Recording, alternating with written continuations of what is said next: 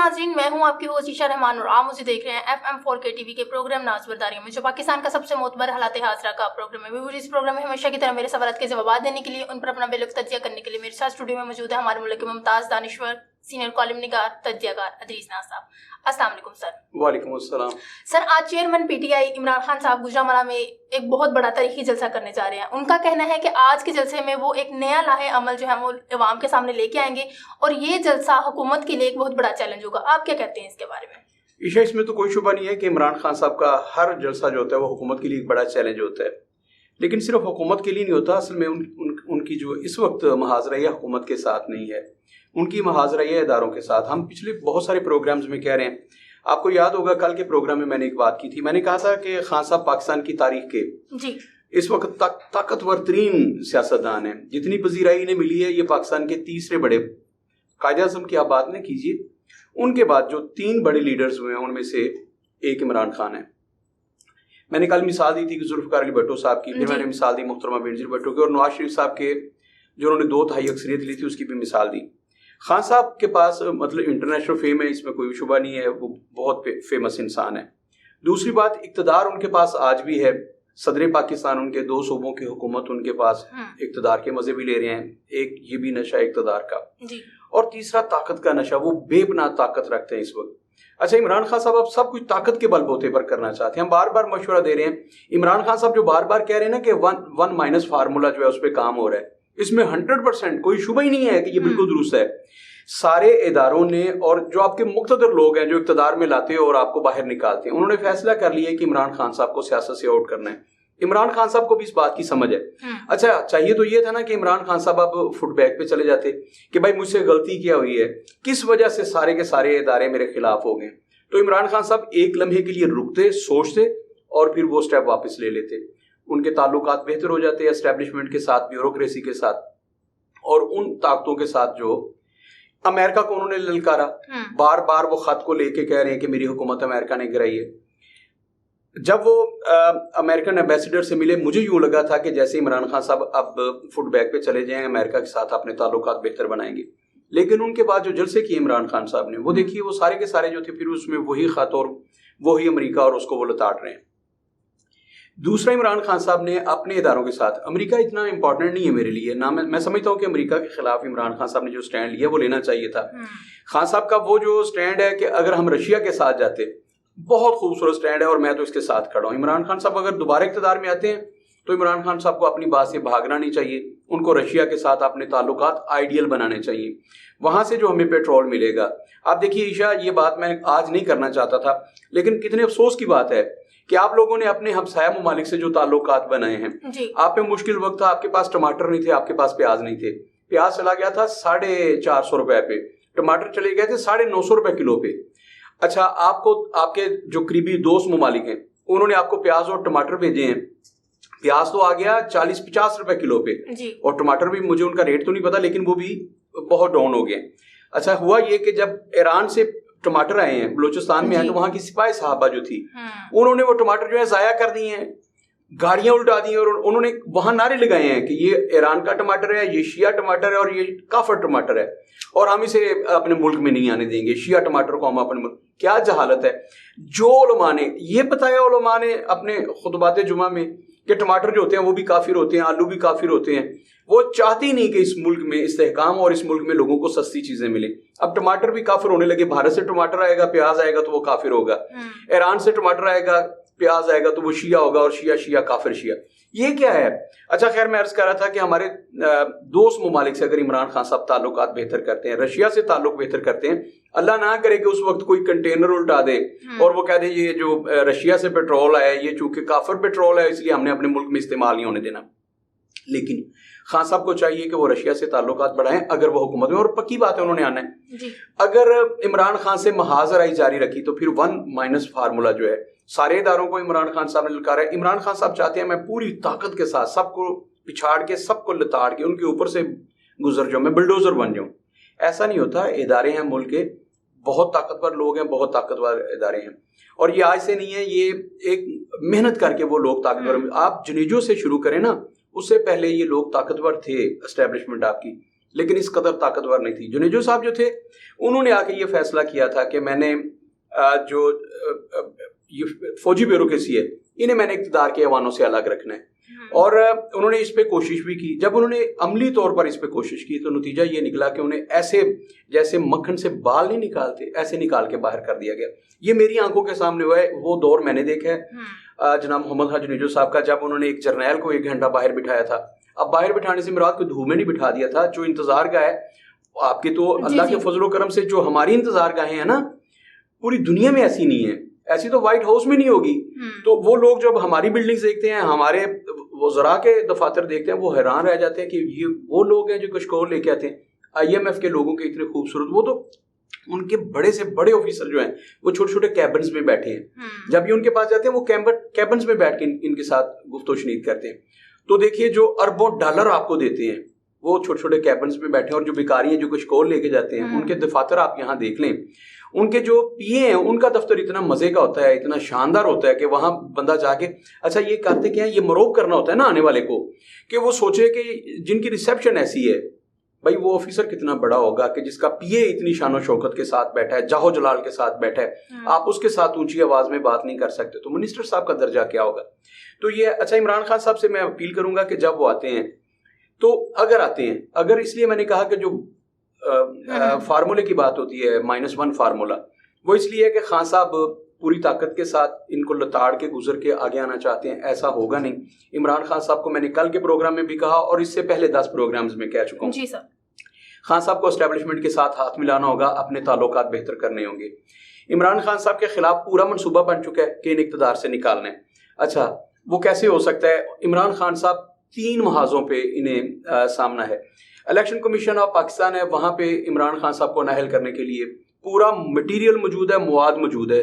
مثال کے طور پر جو انہوں نے فارن فنڈنگ کیس میں جو اکاؤنٹس چھپائے تھے وہ کافی ہے, وہ شواہد کافی ہیں. جو ایفیڈیوٹ دیے تھے وہ کافی ہیں انہیں نااہل کرنے کے لیے اور ان کی پارٹی کو کالعدم قرار دینے کے لیے. ایک تو وہ ہے. اس کے بعد عدالت میں انہوں نے جائے صاحبہ کو للکارا ہے, زیبا چودھری صاحبہ کو, ان کی توہین کی عدالت کی, ان کو للکارا. پھر انہوں نے ایڈمنسٹریشن کو للکارا, پولیس کی ایڈمنسٹریشن کو, انہوں نے IG صاحب کو للکارا, انہوں نے DIG صاحب کو للکارا. تو ان کے خلاف جو دہشت گردی کا مقدمہ چل رہا ہے وہ دہشت زدہ کرنے کا, سرکاری مشینری کو, سرکاری اہلکاروں کو, عدلیہ کو, وہ کافی ہے. عمران خان صاحب کو عدلیہ نے موقع دیا, اور عمران خان صاحب کو جنہوں نے کہا تھا نا کہ ہم آپ کے جواب سے مطمئن نہیں ہو رہے, 2-3 دفعہ ان سے جواب لیا اور جسٹس اطہر من اللہ نے اینڈ پہ کہا کہ ہم مطمئن نہیں ہوئے. ہمیں افسوس ہے کہ عمران خان صاحب ہم جو آپ سے جواب کی توقع کر رہے تھے وہ آپ جواب کیا توقع کر رہے تھے کہ 2 لائنیں صرف ہوتی کہ جو کچھ بھی میں نے کیا وہ ارادتاً نہیں کیا, میرے منہ سے نکل گیا اور میں اس پہ معافی چاہتا ہوں غیر مشروط طور پر. میں اپنے آپ کو عدالت عالیہ کے یا اسلام آباد ہائی کورٹ کے جو عدالت عالیہ, میں اس کے رحم و کرم پر خود کو چھوڑتا ہوں. اتنی سی بات کرتے ہیں انہوں نے انہیں وارننگ دے کے کہہ دینا تھا آپ گھر جائیں. لیکن عمران خان صاحب چاہتے ہیں میں طاقت, ایک تو میں کہیں بھی سر نہیں گونا ہوں, مجھے ایک لمحہ کے لیے بھی سر نہ جھکانا پڑے, ایک لمحہ کے لیے بھی میں اپنے بیک. یہ جو انانیت ہے آپ میں, یہ جو عمران خان صاحب کے اندر رونیت ہے, فرعونیت ہے, تکبر ہے, یہ -1 فارمولے کا سبب بنا ہے. اور آنے والے دنوں میں اگر ایسا ہو جاتا ہے تو میں نے کل بھی کہا تھا یہ ملک کے لیے تو بالکل بھی بہتر نہیں ہے. اس کی وجہ یہ نہیں کہ مطلب یہاں کو نعوذ باللہ طوفان آ جانا ہے, کچھ بھی نہیں ہونا. میں نے بار بار کہا کہ یہاں ذوالفقار علی بھٹو صاحب کو سزائے موت دی گئی, انہیں سولی پہ لٹکا دیا گیا, تو کیا ہوا تھا؟ اس کے بعد کیا ہوا تھا؟ ملک نہیں چل رہا. اچھا محترمہ بینظیر بھٹو کی شہادت ہوتی ہے, اس کے بعد کیا ہوا تھا؟ ٹائر جلائے گئے, پیٹرول پمپ جلائے گئے, تو کیا ہوا؟ ملک تو چل رہا ہے نا. عمران خان صاحب کو اگر -1 فارمولا کر دیا جاتا ہے تو یہ ملک میں بیٹھ کے, اس ملک میں مجھے بتائیے کہ الطاف حسین سے بڑا بھی کوئی تھا دبنگ آدمی, اس کے کہنے پہ پورے کا پورا کراچی بند ہو جاتا تھا, اور لوگ وہ جب خطاب کر رہے ہوتے تھے ٹیلی فون پہ تو لوگ رو رہے ہوتے اور ہاتھ جوڑے ہوتے تھے, نہیں بھائی ایسا نہ کرنا, نہیں بھائی ایسا نہ کرنا, نہیں بھائی ویسا نہ کرنا. خان صاحب کیا سمجھتے ہیں کہ ان کے لوگ جو ہیں ان سے زیادہ طاقتور ہیں, یہ سڑکوں پہ نکلیں گے, یہ فوج کا مقابلہ کریں گے, یہ پولیس کے مقابلہ کریں گے, ان سے کہیں زیادہ طاقتور ہیں مذہبی جماعتیں.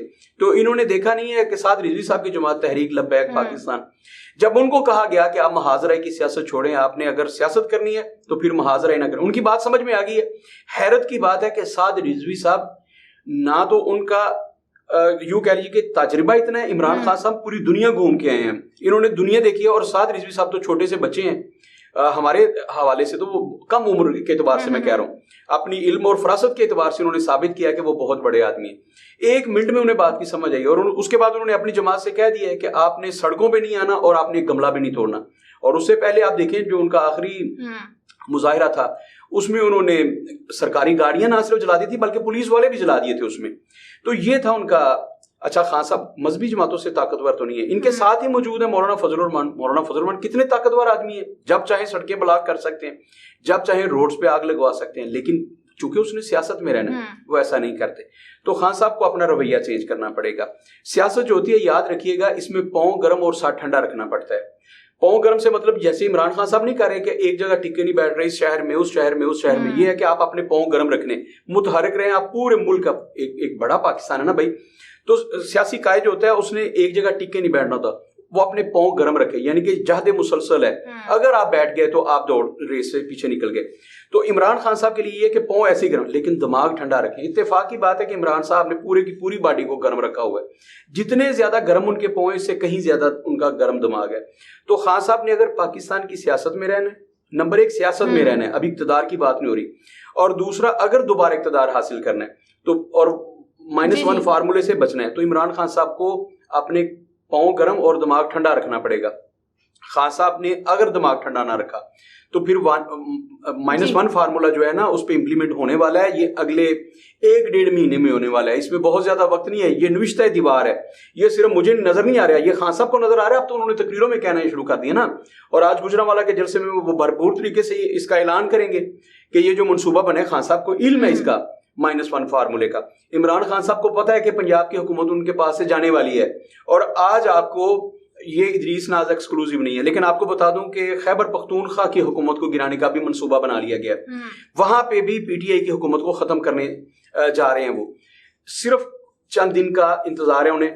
اور ایک تو یہ آج ادریس ناز ایکسکلوزیو، لیکن میں آپ کو بتاؤں عمران خان صاحب کو نااہل قرار دیا جا سکتا ہے، ان کی تنظیم کو کالعدم قرار دیا جا سکتا ہے، دونوں صوبوں سے ان کی حکومت کو ختم کیا جا سکتا ہے، اور اس کے ذمہ دار صرف اور صرف عمران خان ہوں گے، جنہوں نے اداروں کے ساتھ محاذ رائے کو اس حد تک لے گئے ہیں. وہ پیچھے ہٹنے کے لیے تیار ہی نہیں ہے.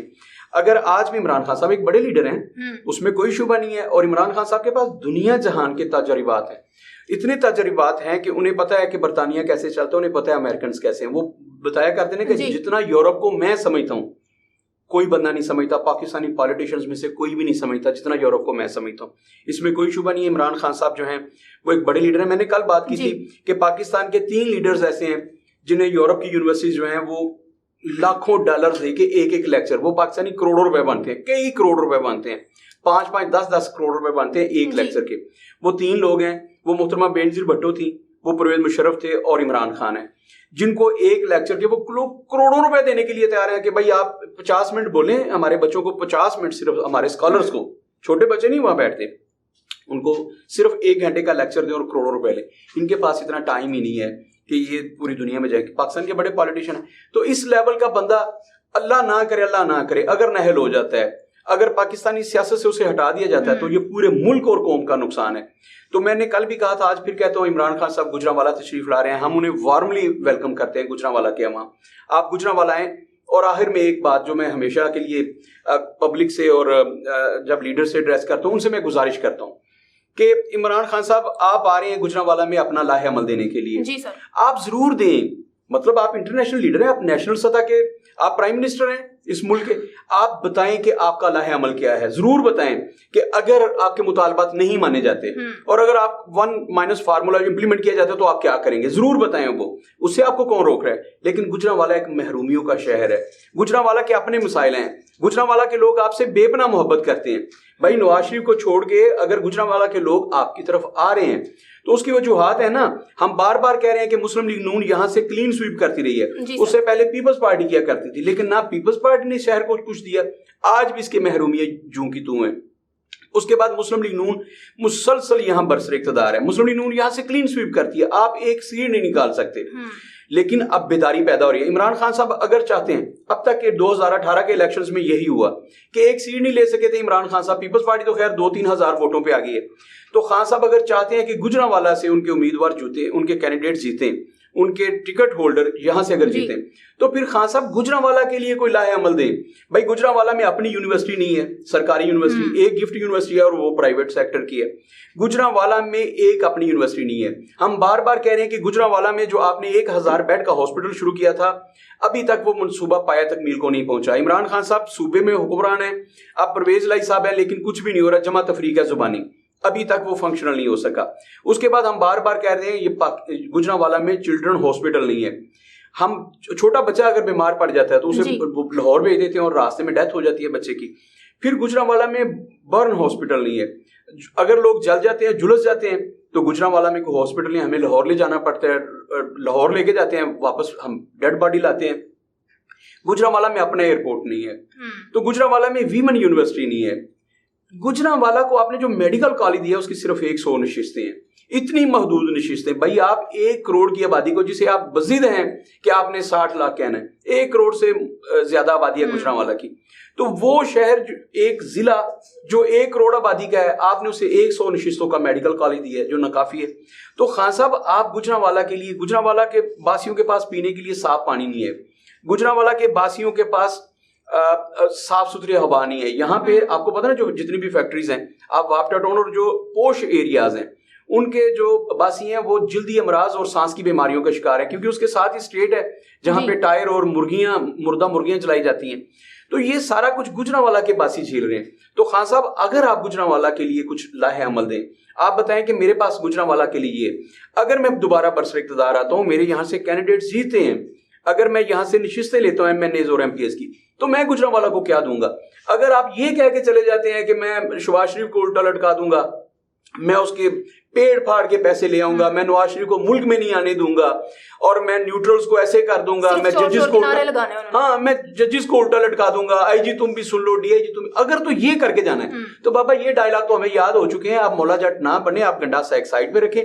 ایک تو آپ محاذرائی کی سیاست کو چھوڑیں, اور دوسرا گجرانوالہ کے عوام کے لیے کوئی ایک بڑا اعلان کر کے جائے, تاکہ ہم صدیوں یاد رکھیں کہ عمران خان صاحب گجرانوالہ آئے تھے اور گجرانوالہ کے باسیوں کے لیے انہوں نے یہ اعلان کیا تھا. اس کے بعد بھی اگر گجرانوالہ کے باسی جو ہیں وہ انہیں ووٹ نہیں دیتے, تو پھر خان صاحب گلا کر سکتے ہیں کہ میں نے آپ کے لیے یہ نعرے لگا کے چلے جانا, ان کو برا بلا کے, یہ ہمیں باتیں ازبر ہو چکی ہیں. اور ہم کب سپورٹ کر رہے ہیں میاں نواز شریف صاحب کی کرپشن کو؟ کبھی سپورٹ کیا ہم نے کب سپورٹ کیا ہے زرداری صاحب کی کرپشن کو؟ ہم نے کب سپورٹ کیا ہے شہباز شریف صاحب کی کرپشن کو؟ ہم تو کہتے ہیں جس نے کرپشن کیا اسے الٹا لٹکائیں. تو خان صاحب اس وقت یہ وقت ہے کہ آپ ایک تو اپنے رویے میں نرمی پیدا کریں, اسٹیبلشمنٹ کے ساتھ اپنے تعلقات بہتر بنائیں, اور دوسرا گجرانوالہ تشریف لا رہے ہیں, ہم آپ کو جیسے وہ کہتے ہیں کہ ہم دیدہ و دل فرش راہ کی آپ کا انتظار کر رہے ہیں, منتظر ہیں آپ کے, لیکن گجرانوالہ کے لیے آپ کے پاس کیا ہے؟ خدا کے لیے آج وہ اعلان کر کے جائیے گا, تاکہ آپ گجرانوالہ کے باسیوں کو کہہ سکیں کہ اب آپ کے ووٹ کا حقدار میں ہوں, کیونکہ میرے پاس گجرانوالہ کے لیے ایک ویژن ہے, ایک منصوبہ ہے. باقی کسی بھی سیاسی پارٹی کے پاس گجرانوالہ کے لیے ترقیاتی منصوبہ نہیں تھا. تو آج ہم اس کا انتظار کریں گے, خان صاحب گجرانوالہ تشریف لائیں, اور گجرانوالہ کو کیا دے کے جاتے ہیں ہم نے یہ دیکھنا ہے. باقی نعرے تو لگتے رہتے ہیں کہ کون چور ہے, کون لوٹ کے کھا گیا, اور کس سے خان صاحب نے پیسے نکلوانے, یہ ہم سنتے رہتے ہیں. آج نئی بات سننی ہے اور اس کا میں منتظر ہوں. اس کے علاوہ سر اوور آل ورلڈ میں نیوز چینل کی جو سب سے افسوسناک خبر ہے کہ آج زینت بنی ہوئی ہے. کل ملکہ برطانیہ مس ایلزبتھ 96 برس کی عمر میں اس دارالفانی سے کوچ کرے گی. آپ ان کے بارے میں یہ FM4 کے TV کس طرح سے تعزیت پیش کرتے ہیں؟ عشا دیکھیے, دنیا میں کہیں بھی بڑا نقصان ہو, وہی بات جو ہم کر رہے تھے کہ کافر ٹماٹر اور کافر آلو اور کافر پیاز, یہ نہیں ہوتا. وہ ایک بڑی لیڈر تھی, انہوں نے دنیا کی ایک بڑی موتبر اور مدبر لیڈر کے طور پر اپنا لوہا منوایا. اچھا, انہوں نے ایک پہلی بات تو جتنا عرصہ انہوں نے دوسری جنگ عظیم سے لے کر آج تک 9/11 اور پتہ نہیں کتنی جنگیں, یہ ساری انہوں نے اپنی آنکھوں سے دیکھی. 70 سال اور صرف دیکھی نہیں اپنی آنکھوں سے, اتنی تو کسی کی عمر نہیں ہوتی. 70 سال انہوں نے 70 سال برطانیہ کے جھنڈے پہ حکمرانی کی ہے. وہ جھنڈا جس پہ کہا جاتا ہے کہ کبھی سورج نہیں ڈھلتا. آپ دیکھیے کہاں سے شروع ہوتا ہے اور نیوزی لینڈ کہاں پہ ہے. تو برطانیہ اتنی بڑی سلطنت کہ کہا جاتا ہے کہ اس کے جھنڈے پہ کبھی بھی سورج غروب نہیں ہوتا. اتنے بڑے تاج کی مالکہ جو ہیں وہ دنیا سے گئی ہیں, اور پھر 70 سال انہوں نے حکومت کی ہے. ملکہ کے بارے میں عرض کر رہا تھا کہ ملکہ نے بہت سارے ادوار دیکھے دوسری جنگ عظیم سے لے کر آج تک. اچھا, صرف دیکھے نہیں ہیں, ان میں پھر اپنا رول پلے کیا. اور آپ دیکھیے گا ملکہ برطانیہ نے ہمیشہ پازیٹیو رول استعمال کیا. آپ دیکھیے گا بہت ساری جنگیں ایسی تھی جس میں ہر چند کے ملکہ جو تھی, جب افغانستان کے ساتھ محاذرہ ہوا امریکہ تو برطانیہ اس کا حصہ تھا. اور یہ کیسے ہو سکتا ہے کہ ملکہ کی اجازت کے بغیر ایسا ہوا؟ ان کا جو وزیر اعظم ہوتا ہے وہ ضرور مشاورت کرتے ہیں, اس میں کوئی شبہ نہیں ہے. جب عراق کا حملہ ہوا کویت پر تو اس وقت بھی ملکہ جو تھیں وہ کویت اور پورے عرب ممالک جو تھے ان کے ساتھ کھڑی تھی, اور سعودیہ کی حمایت میں, کویت کی حمایت میں, عراق کی مخالفت میں کھڑی تھی. اس میں کوئی شبہ نہیں ہے. اچھا بسا اوقات آپ سیاسی اختلاف کر سکتے ہیں, میرے سننے والے بھی سیاسی اختلاف کر سکتے ہیں کہ بھائی آپ کون ہوتے ہیں کہ یہاں بھی ان کی فیور کر رہے ہیں. میں سمجھتا ہوں کہ ان کا سٹینڈ بالکل ٹھیک رہا, لیکن حیران کن بات ہے کہ ملکہ نے کبھی بھی کسی بھی ملک میں جا کے, ایک تو وہاں کے عوام کو ان کی سٹیٹمنٹ ہے, اور برطانیہ نے متعدد مرتبہ کہا کہ اگر امریکہ اپنے مفادات کے لیے کسی بھی ملک میں جنگ کو طویل کرتا ہے, طول دیتا ہے, یا وہاں کے املاک کو نقصان پہنچاتا ہے تو برطانیہ اس کے ساتھ نہیں ہے. ملکہ جو تھی بلا شبہ ایک بڑی مدبر خاتون تھی. انہوں نے جتنے بھی آج تک فیصلے لیے ان میں سے بہت سارے غلط ہو سکتے ہیں. کوئی بھی یاد رکھیے گا ملکہ جو تھی کہ وہ اللہ کی ولیہ نہیں تھی, ٹھیک ہے نا. وہاں پہ ہوتا ہے نا جو اللہ کے پیغمبر ہوتے ہیں اور اللہ کے ولی ہوتے ہیں, وہ اللہ کی بصیرت سے دیکھ رہے ہوتے ہیں, ان کے پاس غلطی کی گنجائش نہیں ہوتی. اللہ کے پیغمبروں کے پاس تو بالکل نہیں ہوتی. اچھا تو وہ لوگ غلط فیصلے نہیں کر سکتے, لیکن عام انسان ہے, وہ ایک عام انسان تھی, بہت مدبر تھی, بہت فہم و فراز کی مالک تھی. اس کے باوجود فیصلے غلط ہوئے 100%, لیکن آپ ان کے فیصلوں کی اکثریت دیکھیے, ان کے زیادہ جو فیصلے تھے وہ درست ثابت ہوئے. وقت نے ثابت کیا کہ ملکہ جو تھی ان کے فیصلے درست ہیں. برطانیہ کی تعمیر و ترقی کے لیے ان کا جو رول ہے وہ وہاں کے قوم کبھی بھی اسے فراموش نہیں کر سکے. ابھی تو وہ سوگ میں ہے نا, 10 دن کے لیے انہوں نے سوگ کا اعلان کیا ہوا ہے. وہ لوگ ملکہ کو کبھی فراموش نہیں کر سکیں گے. ایک طویل عرصہ حکمرانی ہے, اور اس میں ونسٹن چرچل جیسے وزیر اعظم بھی آئے جنہوں نے ملکہ کی یوں سمجھ لیجیے کہ ان کی چھتر چھایا تلے کام کیا, ان کے بینر تلے کام کیا, ملکہ کے زیر سایہ انہوں نے کام کیا. وہ دنیا کے ایک بڑے دانشور ہیں. جیسے یہاں ہم علامہ اقبال کو ایک مفکر کے طور پر لیتے ہیں اور مصور پاکستان کے طور پر, برطانیہ والے بالکل اسی لیول پہ انہیں لیتے ہیں. تو ایک بڑے لوگوں کے ساتھ ملکہ نے ان کی سرپرستی کی, ان کے ساتھ کام کیا. میں سمجھتا ہوں کہ یہ دنیا کا ایک بڑا نقصان ہے, برطانیہ کا بڑا نقصان نہیں ہے. دنیا کے کسی ملک سے ایک بڑا مدبر جاتا ہے, ایک بڑی شخصیت جاتی ہے, ایک بڑی سیلیبریٹی جاتی ہے, تو وہ پوری دنیا کا نقصان ہوتا ہے. تو ہم برطانیہ کے لوگوں کے غم میں برابر کے شریک ہیں. 10 روزہ سوگ کا انہوں نے اعلان کیا ہے, ہم ان کے غم میں برابر کے شریک ہیں. اللہ سے دعا کریں گے کہ اللہ رب العزت برطانیہ کو, آگے شہزادہ چارلس ہیں, اس میں کوئی شبہ نہیں ہے کہ شہزادہ چارلس جو ہیں اب وہ شہنشاہ ہوں گے برطانیہ کے, وہ بادشاہ کی حیثیت سے برطانیہ کو لے کے چلیں گے. شہزادہ چارلس جو ہیں وہ بھی ماں کی طرح, اپنی والدہ کی طرح, ان کی طبیعت میں حلیمی ہے. شہزادہ چارلس اگریسیو نہیں ہے. ہم نے کبھی نہیں دیکھا کہ شہزادہ چارلس کی کوئی ایسی اسٹیٹمنٹ ہو کسی بھی ایشو میں. وہ محبت کرنے والے انسان ہیں. تو ہم توقع کر رہے ہیں کہ شہزادہ چارلس جو ہیں ان کی سرپرستی میں پاکستان کے ساتھ برطانیہ کے تعلقات مزید بہتر ہوں گے. دنیا میں جو جاری جنگیں ہیں برطانیہ اپنا اثر و رسوخ استعمال کرے گا. شہزادہ چارلس جیسے میں نے کہا کہ وہ محبت کرنے والے انسان ہیں, وہ دنیا میں محبت اور شانتی کو فروغ دیں گے. وہ کوشش کریں گے کہ ان کا کردار جو ہے عالم دنیا میں وہ ایک پازیٹیو ہیرو کے طور پر ہو. اور ہم شہزادہ چارلس, ان کے ولیم چارلس, سب کے غم برابر کے شریک ہیں. اور ہماری برطانیہ سے اب توقعات بہت بڑھ گئی ہیں. اس کی وجہ یہ کہ ایک جہاں دیدہ خاتون تھی ملکہ, تو ان کے بعد شہزادہ چارلس آ رہے ہیں. شہزادہ چارلس کا گو کہ تجربہ نہیں ہے مملکت کے امور چلانے کا, لیکن جیسے میں نے کہا کہ انہوں نے دنیا دیکھی ہے. اور شہزادہ چارلس جو ہیں لیڈی ڈیانا کے ساتھ ان کی رفاقت جو تھی وہ محبت, کمال کے محبت کرنے والے انسان ہیں. تو انتہائی وفادار رہے وہ. تو میں سمجھتا ہوں کہ شہزادہ چارلس جو ہیں وہ دنیا میں محبت اور امن کا پیغام لے کر آئیں گے. برطانیہ کا جھنڈا جو ہے جہاں جہاں تک ہے وہاں تک محبت اور امن کا پیغام یہ اب شہزادہ چارلس کی ذمہ داری ہے. تو ہم ایک دفعہ پھر ملکہ برطانیہ کے غم پہ برطانیہ کے باسیوں کے غم میں برابر کے شریک ہیں. جی سر. جی ناظرین, اسی کے ساتھ اپنی میزبانی شہر رحمان کو اجازت دیجیے. اللہ حافظ.